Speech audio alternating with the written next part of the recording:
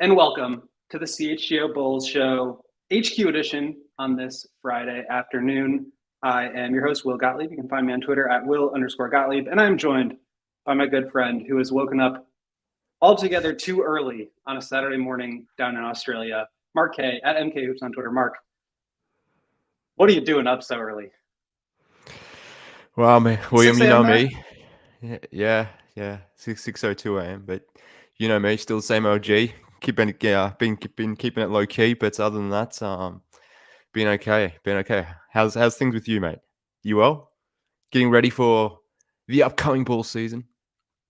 Well, I am exactly that. I am excited because today is the final off-season show. You can debate like when the actual season starts, but Monday is media day. This is our last show before media day, before training camp starts, and obviously before basketball picks back up. We have a Bulls game against the Damian Lillard Milwaukee Bucks a week from Sunday. So it's coming up. It's coming up fast. And I think we are at a point in time when we can stop talking about what should the Bulls do? What shouldn't they do? Who should they trade? Who shouldn't they trade? What direction should they go? What direction should they not go? And we can actually start talking about basketball. And as I said, it all starts on Monday with Media Day. We'll hear from Arturas, Mark Eversley. We'll hear from Billy Donovan and some of the players. I'm looking forward to that because it marks the point where we can actually talk about basketball.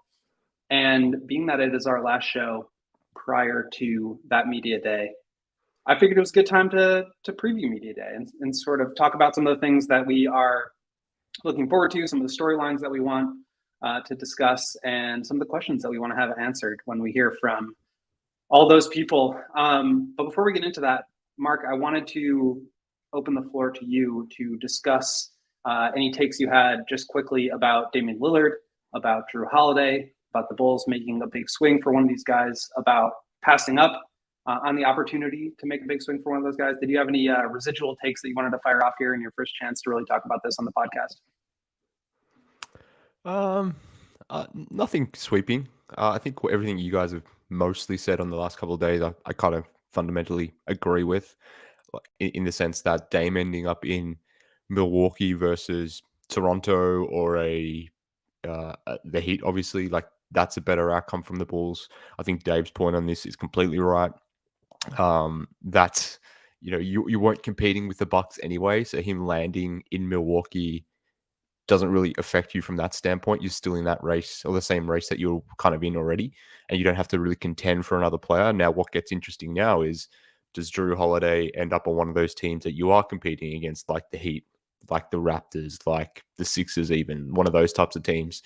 Or does he go to a team like Boston, whereby, you're not really in that arms race? Can you add Jrue Holiday? Yeah, I think he probably could. Is it worth the cost? I mean, debatable. You can go back and forth on that. I'm of the opinion that I'd rather do something a little bit more fundamental, a little bit more seismic, but at the same time, you could also talk me into Jrue Holiday or going after Jrue Holiday, because I think he would fundamentally change his team and make it better. Maybe not to the degree that I would like it to be, but he would absolutely fit and make this thing better. But yeah, it's been a fascinating few days. I'm glad it dropped. Well, actually, no, I'm not glad it dropped when it did, because when was it? I think it was Thursday morning, technically my time. You mentioned that it's 6 a.m. my time at the moment, that I woke up very early to do this podcast. But William, I couldn't sleep on Wednesday night / Thursday morning, I guess. I was up from 1:30 to 4:30 a.m. for whatever reason. And, just strolling. Because I couldn't sleep, I was just scrolling Twitter, blah, blah, blah. Up for 3 hours, couldn't sleep. And I'm like, okay, fine. It's 4:30. I'm finally going to bed. But as I go to put my phone back down and put it on the charger and just try to get like 2 hours sleep before I have to wake up, the word bomb drops. And I was like, oh, fuck. Not going to sleep now. So, yeah, it's been a long week for me, but that's okay. Bulls basketball is back, so that'll keep me going. Yeah. One thing I wanted to add on the Dame and Jrue stuff, and you kind of pointed it out, is like, okay, I think we can all agree that like probably for the long term, best chance to like put together a franchise that can actually compete for a title, ultimately that's probably not going to be with this group. And in order to get to the next group, you have to start tearing things down, building up your asset base and moving forward from there. But given that that is off the table, and I think that is off the table, I think there's a Churchill quote that's like, don't let perfection get in the way of progress or something like that. And it's like all these deals everybody's like so anti trading for Dame because it's not going to make them a contender, or trading for Jrue Holiday because they're not going to become a contender and it's not worth the cost. And I get that, and you have to be judicious with giving up what remaining assets you have in order to add guys. But what I like about this offseason for the Bulls was that they got guys that will help them improve incrementally, and that can maybe help you get to the next thing. You hit a single, and then you hit another single. You've got some momentum going. You've got two guys on base, and then you can maybe make a big swing. Or maybe you hit a double and you score 2 runs, and somebody else comes to the plate and just keeps this thing moving. So I think there was some frustration last offseason that they didn't bring in some guys like Javon Carter and Torrey Craig. They didn't. We move on. They do it this summer. Hopefully these guys help the Bulls get to the next thing. But the idea that like, unless it's a perfect move that will make them championship contenders, then just don't do it. There isn't going to be that move. And if you don't start to make some swings, whether it's just, even taking walks, like you're just going to end up being the same team. And I think that's where I think things get really sort of bogged down and frustrating. But anyway, I think we're at a good point in this offseason, having made a few key moves to where the Bulls, I think, actually really do benefit. We can start to talk about some of the questions that we have for AK, for Billy, and for the players. But first, Mark, I wanted to just kind of like hammer out some of the key storylines here and maybe what you think of them. So I think the big one for me, and this is like less on the court stuff, but like, what are we going to do here with the extensions for DeMar and Pat? Where are you standing with those right now? I think these are all the fundamental questions. The other one that I would add to this list, which we're definitely going to dive in a little bit more detailing, is the whole, and connected to what we opened the show with about Dame, about Jrue, about everything, the fact that the Bulls seemingly have continuously been in trade talks with Zach LaVine, and how those conversations, how that impacts someone like Zach, how that impacts the franchise and AK's stance on continuity and building around this group.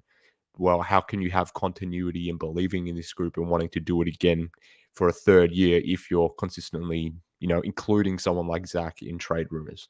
So I think that's a fundamental question. I think that needs to be answered as well. In addition to, Mark Eversley's comments from the other day when they did their 670 appearance, whereby he's essentially said that this was a team, but it wasn't really a team. But what does that mean? Is that connected to the Zach stuff? Is it connected to why Zach is consistently in trade rumors, those sorts of things?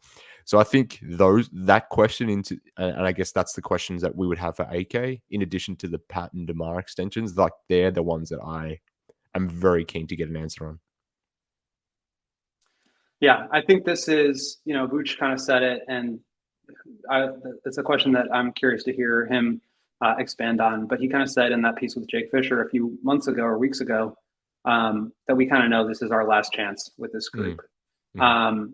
And I think the big question that I have is like, how do you define success or even progress to the point where you feel like you can continue on with this group? Because if like Vooch is Vooch saying like, no matter what, this is our last chance, so whatever happens, it's got to end? Or is he saying, there's a certain number of wins, or there's a certain offensive rating that we can hit where at that point we can be deemed a success and we can justify continuing on this path together? Yeah, I think this season is just going to be really interesting. I think a lot of people might feel like we already know these answers, and I think to some degree that's true. But now, and I'm curious where you stand on this, like having brought in some more shooting, some more defense, the idea of like, well, this team wasn't really optimized around DeMar. There wasn't enough shooting, so we don't really know what we have. So we need to just keep rolling it back until we find out what we do have. Like now I think they do have that. They have depth. They have shooting, they have defense, they haven't sacrificed anything on that end. I feel like this is kind of, I don't want to say like a put up or shut up moment because I don't know that that actually exists, but it does feel like to a certain extent, this team has all the right pieces now, and Lonzo's not back, but other than that, like they are in a position, at least since Lonzo went down, they're in the best position to succeed with the group that they have. And so I'm curious to hear what they have to say about that as well. Yeah, I think that's all fair. I think what's going to be interesting is how well or maybe not so well they play the media game in terms of what sort of level of spin they put on things, whether they actually Billy's is Billy's incredible at this in the sense that he gives you great, long, thoughtful answers, but when you really dive into it, is he really is he really giving you much material to actually digest, or is he really saying many things of substance? Occasionally, obviously, he does. But he's a very, very good talker. He's almost like a politician in the sense that he will say a lot of stuff. It sounds incredible, but did you really glean anything from it? Probably not a ton. AK is maybe the opposite of that, where he says very little and gives away very little, and you come away from that thinking, "What did I just hear?" Not a bunch of anything. And Eversley's kind of in the middle of that. So I'm kind of interested. I think the other reporters that will be there on media day or whenever it will be, even throughout the season. I trust you will all be asking the correct questions. I'm just keen and fascinated to see how willing the key figureheads of this organization are ready to be in sort of actually answering these questions, the things that we want to hear, the things that we don't want to hear, the things that I don't want to hear, I guess, and not to step on our toes, but the things I don't want to hear is not hearing anything. I want to hear substantive answers. So will they give us anything? Like that's probably another question that I have, William. Maybe it's not a question that you would ask AK, hey, are you going to give me something today? But the question is, are we going to learn something today? Like that's what I'm really fundamentally hoping for Monday. But time will tell if they actually give us anything. Yeah, I think that's a really good point. I think for the media, our job is to kind of like relay the questions that fans want answered to the fans. Because really, I think I kind of went on like a Twitter storm about this earlier today. And it's just something I've been processing since like Dame did his whole goodbye message. And like one of the pages was to the media and thanking the media who cover the team. And the sentiment was like, I know we've had our differences, but I'm a man and I want to be able to just like put everything behind us. And, effectively, like, even though you guys annoyed me and we didn't always see eye to eye, like, I hope it's all good and let's move forward. And it just had me thinking about like the media's relationship with with the players and the front offices, and like how that dynamic is just so strange sometimes. So all that to say, like, if there's questions that you guys want answered, like I want to hear them. I want to know what the fans actually want to know, because that can help sort of direct. And it's not like a lot of times I get DMs or mentions on Twitter that are like, hold the AK responsible for his decision making. Like that's not my job. That's not the way that like my job works. But the way that my job does work is giving you guys the answers that you have questions to. So if there's anything that you're curious about, put it in the comments and we can read it off. There's been a couple of good ones so far. Julius Blackwell saying, you're literally coming out here and just blatantly lying. I don't know who that's in response to, but okay. Yeah. Sure. Sergeant Holka, aka Fish, I guess he changed his handle there, asking about the beginning of the schedule and how difficult it is. I think that's a really good point, just in terms of like, if we're quantifying this season's success based on wins and losses, like that first 20 games is going to be really important. And so obviously I don't think they're going to say we need to win 13 out of our first 20 games, but I think, we're going to want to see something substantive, at least a building block that we can continue to build off of from there. Yeah, no, that's a really good one, because they have consistently gone to the well on the 14-9, 23 game sample from the end of last season. So the way you would frame that type of question would be, okay, you lent heavily, and you asked this question at the end of season presser last year, like, what do you weigh more, the final 23 games or the first 59 games? Using their answers previously against them in some respects, They obviously leaned heavily into a 23 game sample last year. Maybe after 25 games this year, if the record's 10 and 15 or even worse than that, what does that mean? How do you evaluate that as the decision makers of the franchise? Because we know that they have clearly invested or put a lot of stock in a small 23 game sample, and that has driven their ideology going into this season.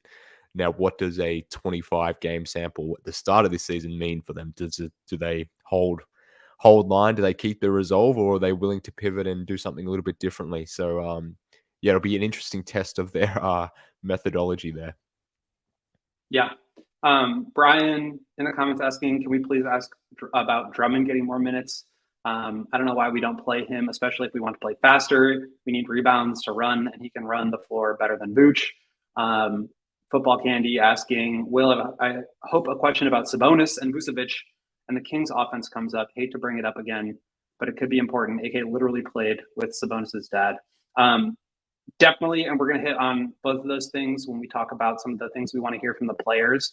But Vooch's role in the offense as it relates to him re-signing with the team is one of my biggest questions that I'm curious to hear about from the players and Vooch specifically, but also from Billy. And like, was this part of the conversation that came up when you guys were in contract extension talks? So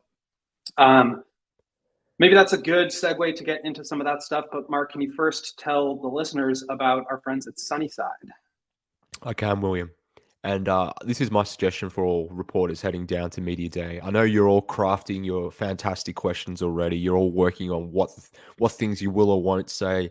You're theorizing those questions right now. But I suggest everyone heads down to Sunnyside, gets them their hands on some of that judgment-free cannabis. And in doing so, that will expand your mind. You'll be able to explore all these canvases within your brain that you didn't really know existed previously. And that just may lead you to a point where you stumble onto the perfect question to ask Arturas Karnisovas on Media Day. So what I'm effectively suggesting, William, is that, pop a gummy or two and head down pretty loose and feeling free on Media Day. I think that would be something that you should definitely be thinking about. But if you're not a reporter and not consuming any of these products on Media Day, then maybe you're a fan and you'll need something to take the edge off when you're listening to AK and Eversley talk through it all.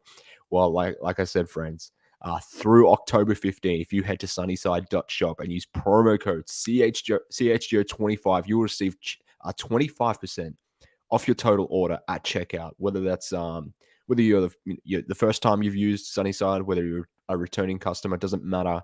All that matters is this: you can't stack this with other orders. You must be 21 or older or an Illinois Med card holder. They're the only caveats that you got to apply. But if you use that promo code CHGO25, you'll get 25% all of their incredible products that they have. So if you want to take the edge off, if you want to feel good, if you want to feel free, then our friends at Sunnyside can hook you up with all of that. So maybe you just hit up Sunnyside and you're on your way home and you want to pop a gummy and you get home and you're feeling like watching some sports, because that's what we love here. We love sports. We love watching sports. We love talking about sports. And you can do that with Fubo TV because they have 140 plus live channels of sports, shows, movies, and news. And you can stream live TV from any device, and you can watch the most Chicago sports for the lowest price. You can start watching immediately with the free trial. There's no contract, no cable, no hassles. You just sign up and you start watching. And guess what? They've got 1,000 hours of cloud DVR included with no extra charge. So if you want to watch these Media Day press conferences over and over and over again, you can, because you can record them with 1,000 hours of cloud DVR. You can also watch all of your local teams while traveling. So I'm going to be in Nashville next week covering training camp. Maybe there's a Cubs playoff game that I want to watch. I'm going to hit up Fubo TV and watch that from my phone or computer. They've got college football, Big Ten. They've got the Bears, NFL, NFL Network, Red Zone, UEFA Euro qualifiers, and Ryder Cup. So to watch all your favorite sports action, college football, and NFL, go check out Fubo. It's www.fubo.com/CHGO to sign up for 15% off your first month with Fubo Pro. FuboTV.com/CHGO. All right, Mark, let's get into some of these details here. And I think the big one is going to be AK. I know he and Mark Eversley have been on somewhat of a press tour here this summer. Mark at least spoke to us at Bulls Fest. He spoke to a couple of other outlets, including NBC Sports and The Athletic. Obviously, you mentioned it. Mark and AK went on 670 The Score earlier this week and talked about some stuff.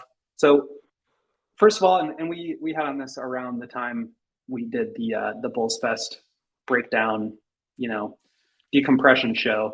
And I want to reiterate, like, the Bulls front office has not been super available to media, but I think they're doing a lot better recently. And I think that's super important to try to explain their perspective on things, why they're doing things, their approach. And you may not always like what they have to say, but the more we hear from them, the more we can understand. And I think it's a really good step forward that they're taking to try to at least explain some of their decision-making and the process behind it to the media and to fans. So with that being said, we don't get to hear from them super often. And this is one of the key tentpole moments where we do get to hear from them. So is there anything that you are, like, what's your first question you want answered when AK takes the podium? The first question I want answered, William, is why there is this belief in this three-man trio of Vooch, DeMar, Zach. And in addition to that, as I alluded to before, if there is this belief to keep this group together, then why do we routinely hear about Zach LaVine in trade rumors? They won't answer that question, that part of the question directly, because why would they? And they will pass that off. But like, that is a question I think that needs to be put to them. Like, why do you believe in this three-man trio? And to that point, if you do fundamentally I believe in them in so much, then why have we consistently heard about rumors, speculation, all that sort of stuff? So, everybody want to talk like they got something to say, but nothing comes out when they move their lips. It's just a bunch of gibberish sometimes, William. But I want to hear some real answers on that. But that's the first fundamental question that I need to hear from it. Well, the first fundamental question I think people should ask. Whether AK chooses to answer that, it comes back to what I said before around how well they do or don't play the media game in terms of do they give us the answers that we want to hear. But we'll see. But I think that needs to be the first question, because we just saw the Bucks blow up a three-man unit that won a championship only 2 years ago.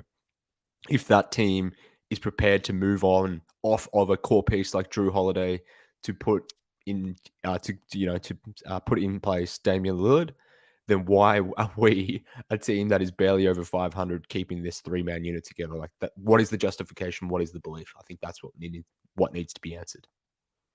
So 100% agree. The way that I want to frame this little exercise is like, what are the things that we want to hear from this party? In this case, AK. What do we want to hear from AK? And what are the answers that we don't want to hear? What will we be like, turned off by or frustrated with? What responses do we not want to hear? So I think that's like the biggest one, because at the end of the day, like, you can tinker around the fringes and you can sign your mid-level exception free agent here. You could hit on a draft pick in the 20s there, but if your star players aren't playing well together, then I think you have some larger questions to ask. So everybody wants to point out the negative net rating between Zach DeRozan and Vooch while they shared the court together, and I think that's totally justifiable.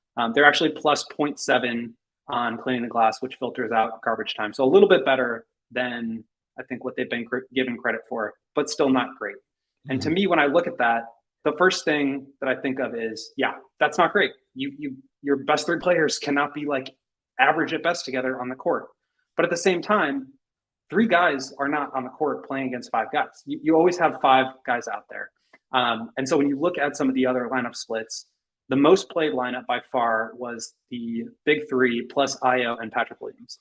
And that lineup was plus 1.3 in the 44th percentile of the NBA. Not good, not great. That shouldn't be your best lineup. And luckily for the Bulls, it wasn't, because after they signed Patrick Beverley and moved Alex Caruso into the starting lineup, the lineup with Caruso, Beverley, LaVine, DeRozan, Vucevic was plus 13.7. And so to me, what I think they're going to say, and I don't really know how I feel about this yet, because I do think there's some small sample size stuff going on here. There's some post trade deadline, teams tanking, some teams just kind of, in cruise control mode because they've already got the number 1 seed locked up. There's some of that going on, but like, how much weight do you put into the fact that, when you've got those 2 high quality role players who have more experience, who understand the game at a higher level, next to those 3, things work a lot better. And with Javon Carter and Torrey Craig now in the mix, does that satisfy you? Does that answer satisfy you? Or are you still, you're looking for a bigger sample size? Yeah. No, I think I'm really confident that all the other reporters are going to be asking the right questions, the fundamental questions. Like I said before, I'm just keen or interested to see or how they react to those answers, or what answers they do, or what they do give.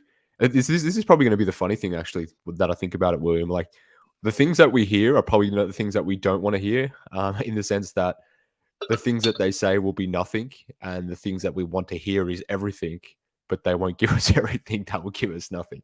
So from that standpoint, it's going to be an interesting battle between the reporters and Eversley and AK and etc. and Billy as well. But yeah, I think that's what I'm really keen to hear about, like that, just because that's a fundamental question around this team. Like, why this 3-man unit? Why continue doing this thing? Why the continuity thing? Like, however you want to frame the question, it all comes back to the root of that. So the root question is that, like, why are we doing this thing again? What is the justification? And I think the additions of Craig and Carter are good ones, but why does that alone fundamentally shift our thinking as to why this team can be fundamentally better next season? Like, 2 role guys, what do they bring that makes this dynamic so much better, and justifies keeping this thing together?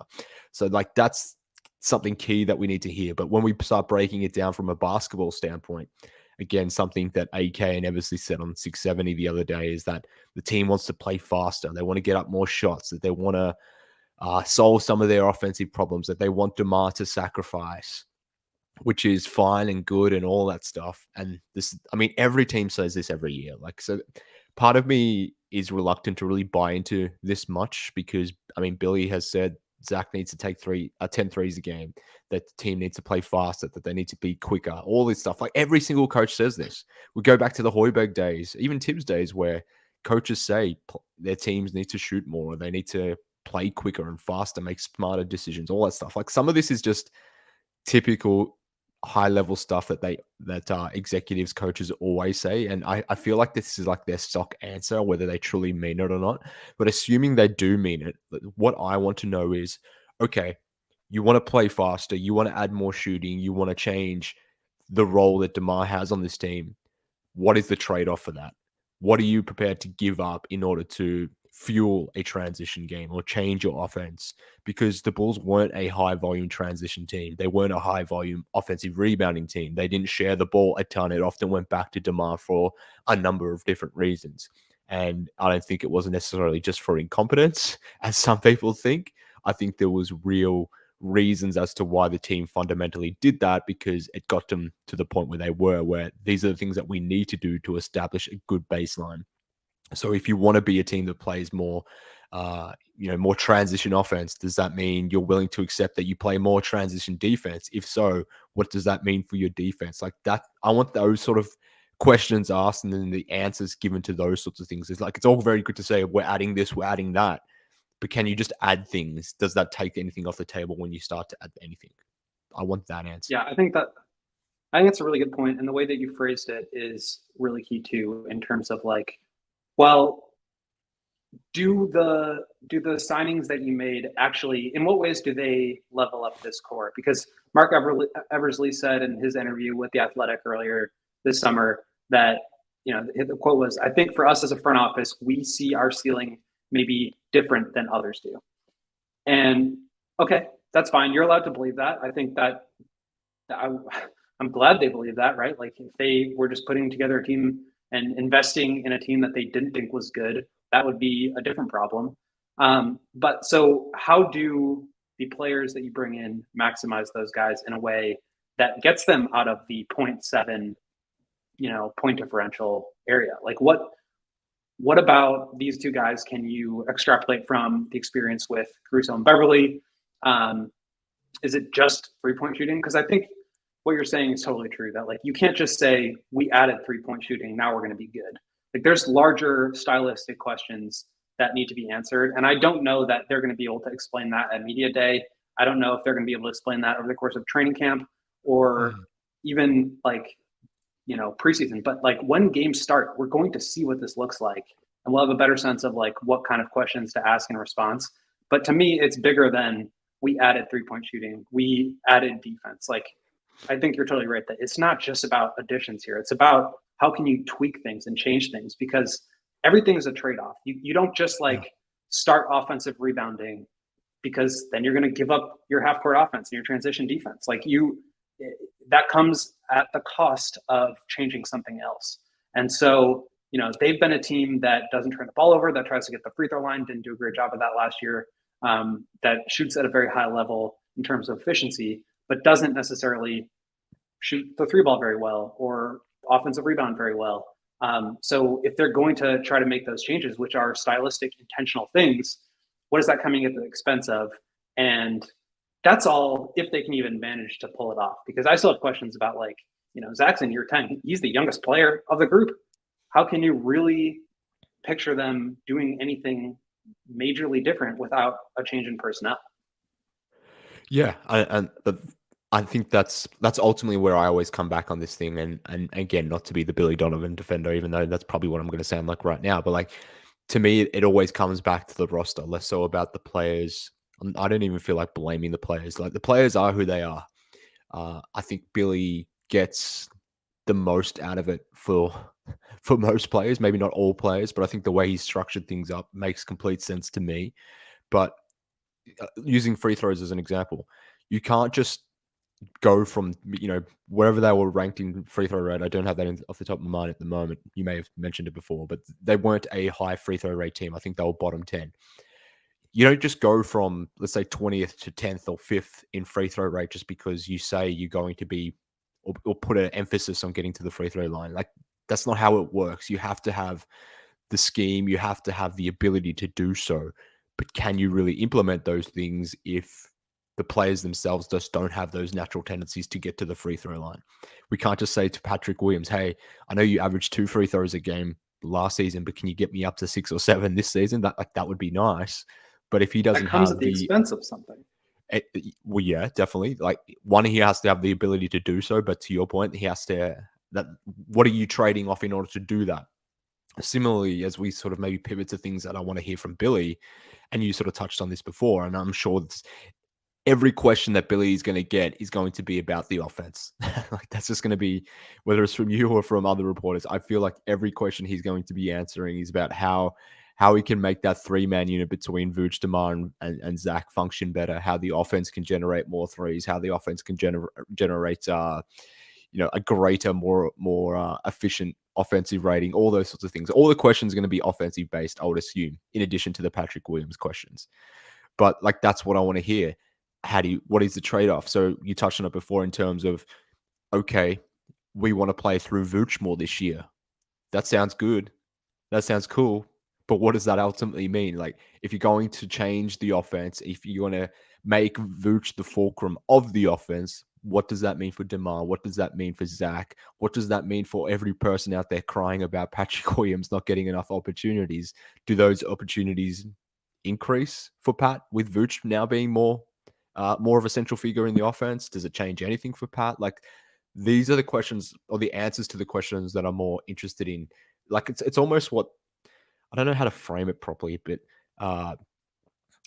the answer to the non-question, if that makes sense. Like, the piece around, like, okay, you're adding Vooch to the offense. How do you do that? That's fine, but I'm more interested in the question that should be followed up there, in terms of, cool, you want to do this with Vooch, or you want to do this differently with DeMar, but what does that ultimately mean? Like, that's the real stuff. Yeah. Just while you were talking there, because you brought up the free throw attempt rate. So I think in theory, like, the Bulls should be a good free throw team. DeMar is one of the best in the league at it. Zach, I think, got a lot better. And with that floor spacing, like, this is the answer that I know, but I want to hear Billy talk about it, because he knows the stuff way more than I ever will. But like, with the extra spacing, Now you've got wider lanes and more of the paint to attack, so Zach can get to the rim and draw fouls at a higher rate. But actually, last year, the Bulls had a higher free throw attempt rate than the year before. Last year, 20.3, year before, 20.2. Difference was last year they were 20th in free throw attempt rate. Year before that, they were 9th.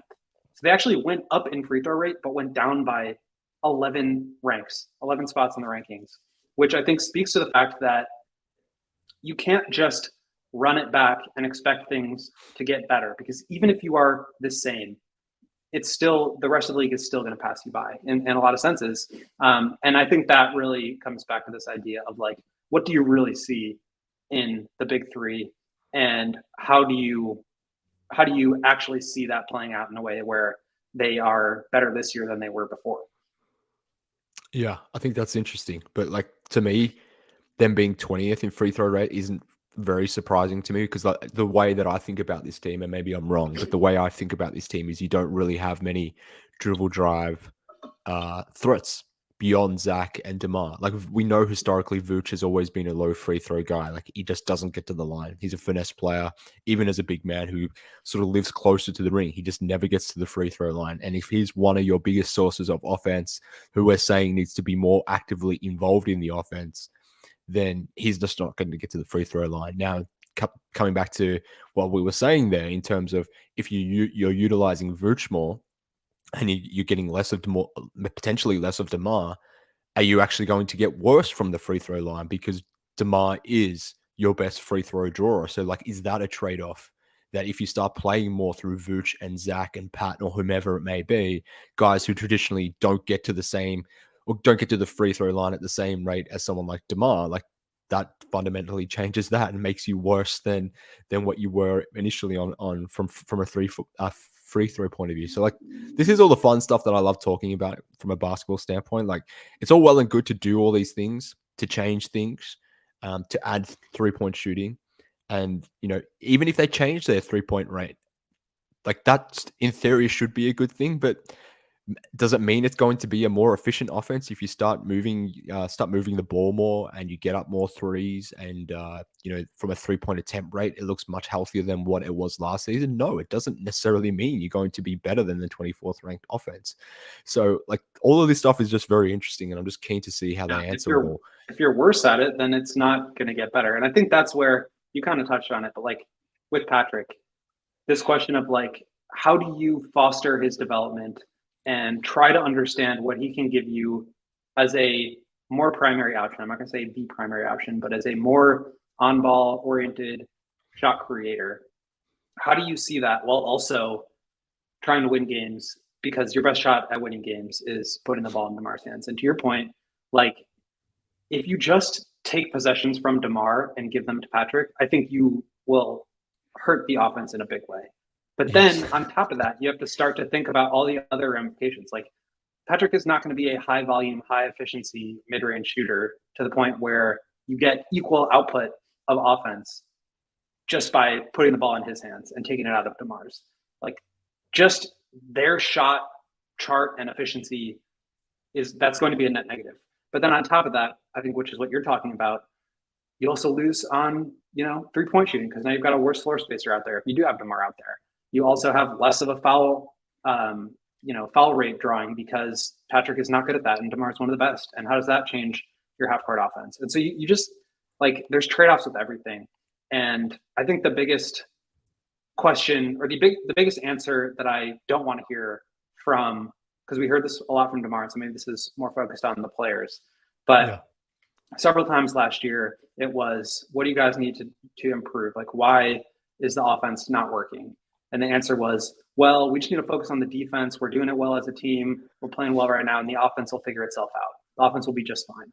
And it's like, no, the offense will not just be fine. It would have been 24th last year if it was just going to be fine. So I think, to me, that's going to be like my biggest ick, is if they just don't have a good answer. And like, what I really want to hear from the players and from Billy specifically is like, we sat down and we are going to spend X amount of time in the preseason and training camp during these games, where we are going to lock ourselves in a room and come up with a plan and all get on the same page, and then figure out a way to execute that plan of how we can improve our offense. Because it's not just roll the ball out there and let DeMar do it. I don't think anybody like necessarily thinks that's the best possible option.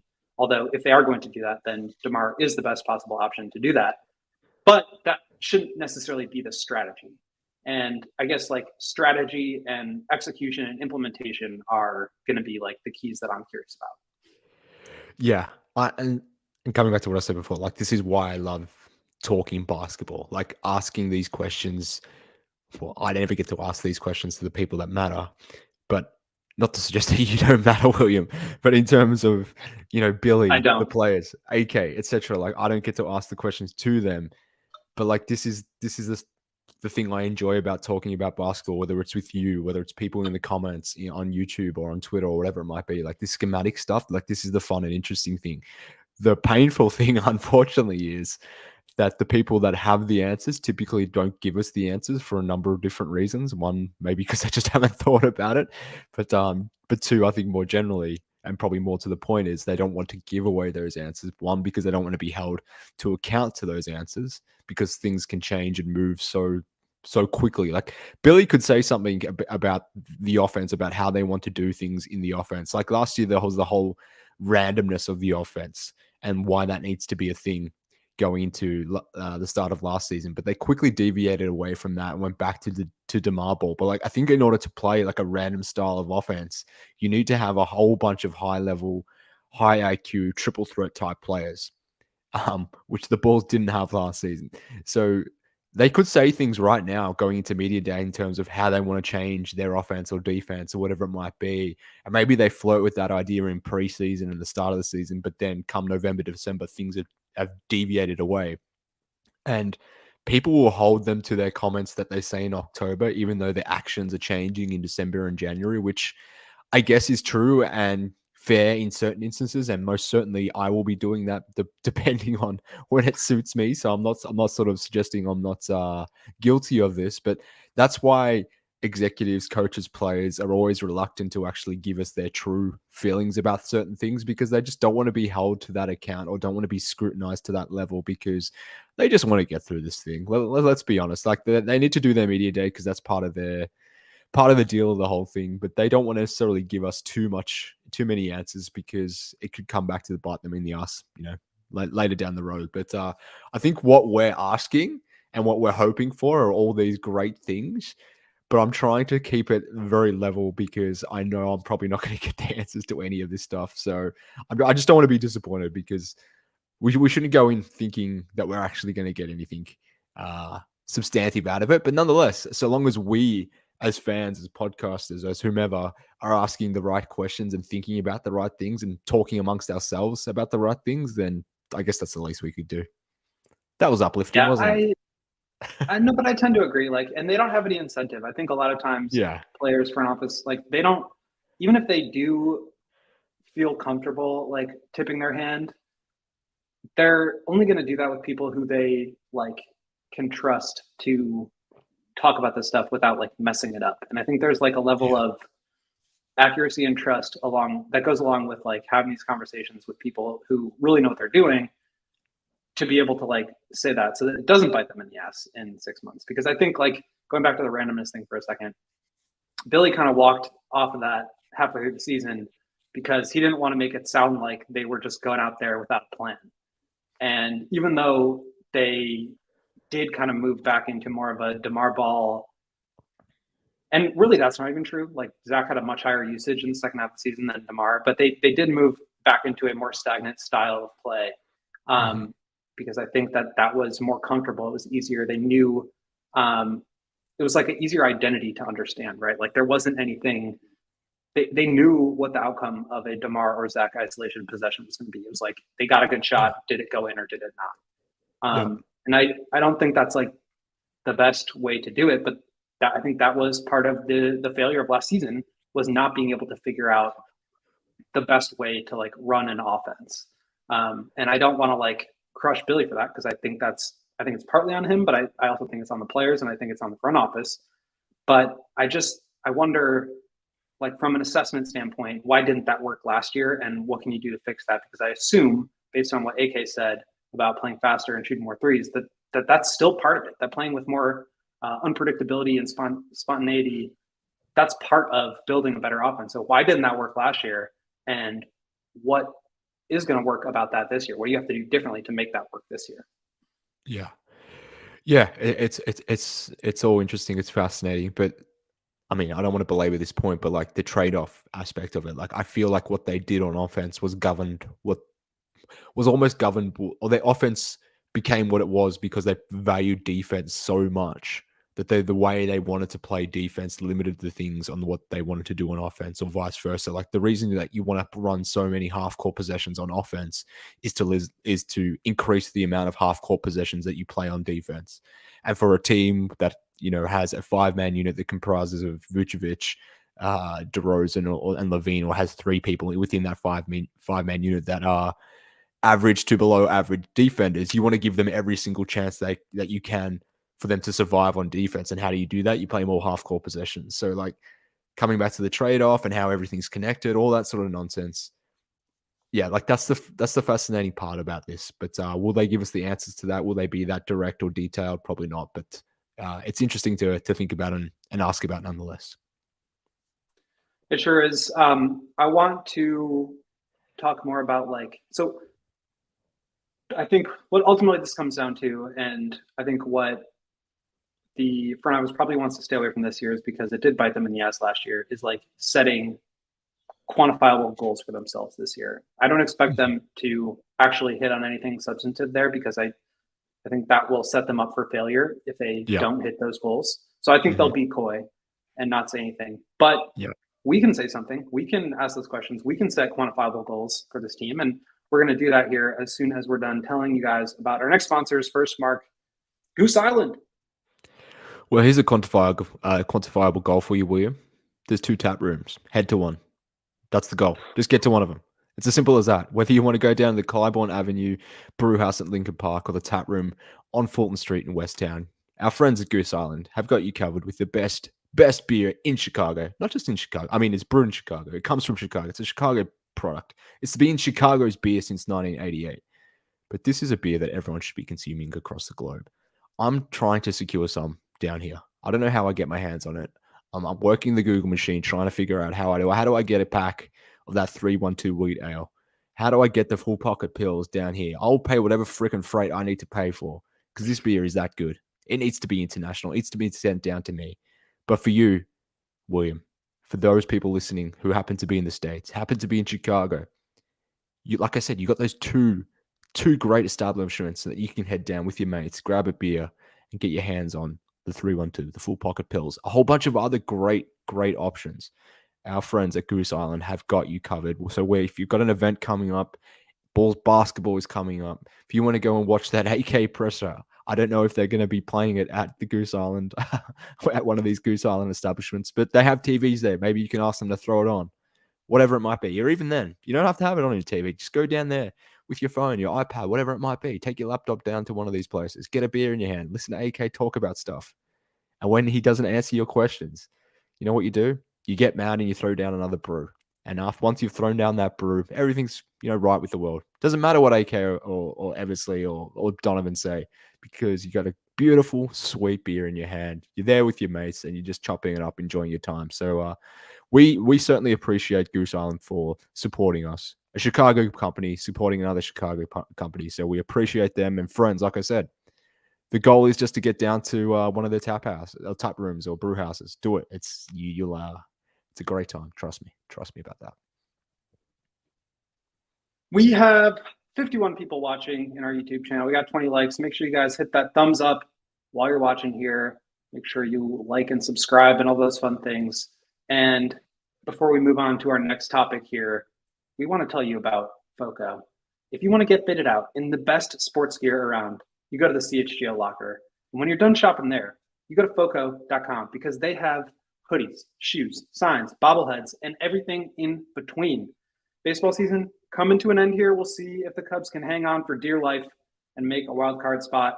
But guess what? We got the Bears 0-3. Will they win their first game this weekend against the Denver Broncos, against DNVR, and bring some glory to this side of the ALLCITY family? Who knows? But if you want to be wearing a Justin Fields jersey or a DJ Moore jersey, you can get yourself hooked up at foco.com. They also set us up with some decorations for our set in studio, and we really appreciate them for that. So make sure you guys check out foco.com or click the link in the description below. And for all non-pre-sale items, use promo code CHGO, familiar promo code CHGO, for 10% off. It's a great deal. Go check out foco.com. All right, Mark, let's wrap this up here. We got about 10 more minutes to talk about goals that we have for the team. And I think this is not just like necessarily what do we want to see, but I think the goal of this exercise is to kind of come up with like quantifiable ways to measure what success looks like for this team. Because as we talked about, like, they're not blowing it up. That's not happening. There have been some trade rumors with Zach LaVine. We all know this, but like ultimately they're probably going to stick with this same group. And so if they're going to do that, they have to justify it some way. And if they set goals for themselves that you can quantify, that's how you justify it. So last year, everybody got on AK because he said we want to be better than the year before. He never actually said like we want to make the playoffs and win a round. He never said, well, we just want to win 2 games of the playoffs instead of 1. Like, he just said we want to be better. And you can spin that however you want, right? Like, you can say, well, we finished the year on a better record than we finished the last year, so we're better. We played the top teams in the conference better than we did the year before, so that was a measurement of success for us. While I disagree with that, I think we can start to look at some actual like stats and measurements and try to identify how can you justify keeping this team together? How can you say this season was a success? So are there any, before we like start going down the list, any things that you just like overarching things you need to see that will make you feel like this team is on the right track? How can they reorient themselves to a point where you feel comfortable with the path that they're on? Well, just before we went into this segment, we were talking about how the fan base should be prepared that they're not going to really give us the answers for what we really want to hear. And for certain questions, I'm sure that'll be fine and justifiable from their perspective. But for year 3 of this group, I think this is where they need to be more accountable. And what you sort of touched on before, where last season they talked about, well, they didn't really give us a real baseline answer as to what they defined success for them last year. It was just basically be better than you were the previous year. Like, to me, that's not good enough this time around. This is year 3 of this group. You really, really need to emphasize why you've leaned further into it. You really need to be accountable. And I know, again, that they won't do that and that they won't do it for reasons which we talked about before, because they don't want to be held to that level of account. But I think you need to be, given what you've done with this team or this group, to lean into it for a 3rd year. So I need them to come out and tell us, hey, this is what defines success. And for us, success is we get to the 1st round at minimum and we win a playoff series. That's what I need to hear. Anything less than that, I ain't having that. This is the millennium of the aftermath, William. It ain't going to be nothing after that. So I need to hear something really substantive. I need to hear a firm goal like that. None of this bullshit about, yeah, we need to be better than last year. We need to see development here and there and, being vague about it. I want real hardline goals, facts. Give me the bare minimum. Tell me you're going to be a playoff team that doesn't get in there through the play-in. Tell me these goals. Set these goals. If the front office, if the organization aren't going to come out and define those goals for us as the fans, then why should we carry that? Why should we expect something more from them if they're not going to prepare to outline them themselves? Now, I could completely get their understanding or thinking as to why maybe they'd want to be coy about it if this were year 1 and they hadn't seen things before. But if you're going to lean into this group, if you feel confident about going into year 3 with this group, then you should show me some of that confidence. So that's what I'm hoping for. So we can dive into the stats and those sorts of things now, William. And I don't want to be reductive just by thinking, give me a win number or tell me how many playoff games you're going to win. But in some senses, like, that's probably more important to me at this point for this specific team and its context than where you are in offensive rating or defensive rating or what your 3-point attempt rate is, etc. Because you could really hit on those markers, but ultimately not, land where you need to land from a win standpoint anyway. Yeah, and I think ultimately when we're talking about these stats, it's how do we envision improvements in these areas affecting the win total, right? It's a zero-sum game. You win or you lose, and like they didn't win enough last year. So if we want to set the bar at same as last year and be okay with missing the playoffs, like if that's what they come out and say, I think that'll be a separate problem. But I don't expect them to come out and say that. So for me, like, yeah, I wonder, like, there's a difference between what is like a reasonable expectation and what is a goal that we have for ourselves that will be not like unhappy or feel like we failed if we didn't hit it. Like, what are we actually aspiring towards this year?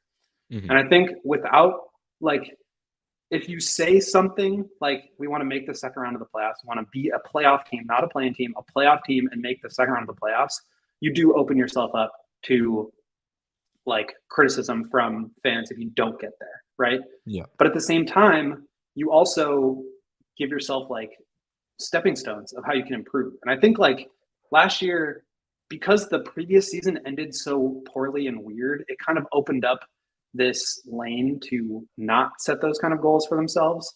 Because it was just like, well, let's wait for Lonzo. Like that, none of that, that's not happening anymore. They have the roster they need. They added shooting, they added defense. They know Lonzo's not coming back. Like, I think for me, what I want to see is I will feel, and the way I'm framing this is the way I will feel like this team is on the right path is if, like you said, they make the playoffs, not through the play-in, that they make the playoffs. Because I think if you are looking at a play-in berth, best case scenario, you get into the playoffs and you face the Damian Lillard Bucks or the Celtics, and you just know how that's going to go. So I feel like that would be an improvement on last year, but I wouldn't feel necessarily better about the direction of the team or the core as it stands if they weren't able to do that. And I think that's a lofty goal for what this team is. Like in terms of realistic expectations, I think making the playoffs as a 6th seed or 5th seed is a pretty lofty expectation. So I'm not going to say that I think like if they made the play-in or the playoffs through the play-in, that would be a failure. I think missing the playoffs or missing the play-in would be a failure. But I think if they can get into the playoffs, I would feel much better about this season, obviously. But unless they like actually put up a fight in the first round, which I think you could only do as a 6th seed or a 5th seed, it's not going to feel like improvement. Does that make sense? No, that makes complete sense. Like, and coming back to the piece around, like we've all talked about the offense, how that needs to be better. They need to shoot more threes, that they need to lift their 3-point attempt rate, that they can't be 24th on offense going forward. They need to get that up to at least say 15th as an example. That's all well and good, but I don't care if you get to 15th on offense if you still don't make the playoffs, or you make the playoffs as the 8th seed and get absolutely destroyed by the Bucks. Because to your point, what's more important at this point for this team at this juncture for year 3 of this group is why, coming back to what we started this podcast about, like why this group, why keep investing in it. Now, for the reason why you keep investing in it is because you think or you feel that they can do something more than what they've shown, which is getting to the postseason, getting to the first round, and not only just getting to the first round, but being competitive in the first round. But this team has had one playoff win in the last 2 years. It'd be cool to get back to the postseason and get back to the playoffs, but if you go back into the first round and you get absolutely demoralized, like you were last time, that to me isn't a success. So I think that's why they need to define it a little bit more and be a little bit more, I don't know, set actual goals around it. And this is a funny thing. I would probably have more time for them, or be more lenient or more understanding if they were to come out and set real goals. And even if they miss it, like if they miss it, fine. Like, but I would rather the team set real goals, be accountable, tell us what they are, and then we'll see where it plays out, rather than umming and ahhing around it, being very vague about it, never telling us what their actual thinking is, and then sort of just bumbling their way through things. Like that to me is more frustrating than them actually coming out and putting a hard line on what they consider success, and whether they meet it or not. I think that's probably more frustrating for fans, that you don't set goals like that. Again, coming back to that 670 interview, like they talked about how they value championships and how they're inspired by the championship teams from the 25, 30 years ago. But then they don't really have championship like goals, or at least they're not saying anything to that effect. They say that, you know, the normal nonsense about how, you know, this is a championship organization, how they want to get back to that. But tell us how you're going to get back to that. Tell us what you deem success for a group that doesn't have those championship aspirations this year. So I would be more than comfortable, and I would probably support them more, to be honest with you, William, if they said we need to get to the second round this year. And even in the event that they don't, because I doubt that they will, but I would at least be, I would be, you know, thankful in some regards for them to put those lofty goals in place, whether they meet them or not. I would rather this team and this franchise set those goals right now, be upfront about it, and really sort of be pushing towards that, because that's the justification that I need to hear for them going back into this group. Yeah, it might. Some people might, you know, really take them to task on that, and maybe they don't want to be seen as a failure from that standpoint. But you're still going to be seen as a failure if you're umming and ahhing it. You're not defining success. You're not telling people what is ultimately good enough for you, and not being transparent. Like, I think that's what pisses people more off, that lack of transparency. So give us something to hang on. Maybe you don't want to because you think it's going to bite you in the ass later on, but being coy and vague and not telling your fans or connecting with your fans, that probably is worse off, in my opinion, at least. So let's see what they say. But I want some hard line, you know, underline things that I want to hear from them in terms of what drives success this season. Yeah, I 100% agree. Don't think there's anything I could say to really add on to that other than I think you nailed it. So before we head out of here, I want to tell you guys about becoming a CHGO diehard. You can check out allchgo.com to learn more. But we put together a ton of events. We've got a Bears tailgate happening on Sunday. If you're a diehard, you can get discounted rates. You can join and get a free t-shirt from the CHGO locker. And of course, you get all of our premium written content for members only at allchgo.com. If you like what we do here, you can hit a like on your way out. You can follow us on Twitter at Will_Gottlieb at MKHoops. And you can continue to come check out our shows. But what we would really appreciate is to join, become a member, become a diehard with us at CHGO, and really become a part of this family with us. So we would really appreciate that. Mark, I really appreciate you for waking up early on a Saturday morning to chat with me.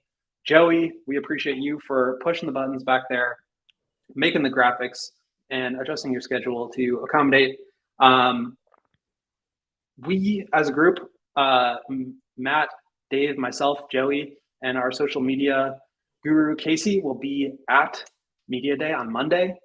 Interviews will start at 11 a.m. Central Time. We'll hear from AK, we'll hear from Mark, we'll hear from Billy, we'll hear from a select group of players. I believe all the big ones, Zach, DeMar, Booch, Patrick, Javon Carter, all the big names you want to hear from, we'll be hearing from them. And then we will be doing a show, our Monday podcast from the Advocate Center where this will be held. Last thing before we go is check out my article from today at allchgo.com. As we talk about all this, about the Bulls setting loftier goals for themselves, about holding themselves accountable, about how can they improve, I do genuinely believe that this team will be better. And I know we've been critical over the offseason. We've had our stance on what we think this team is and where we think they should go. But at the end of the day, I do think that they made some important acquisitions that will help them get better. And I thought it was important to write about those as we head towards Media Day and towards the season. So go check that out. I genuinely do believe that this team will be better and more enjoyable this year. And I'm excited to continue doing these podcasts, continue writing, continue talking with you, Mark, about all this stuff as the season goes on. So make sure to check that out. Make sure to follow along, subscribe to the YouTube channel and all of that. And until then, we will see you guys on Monday to break down everything that went on at Media Day.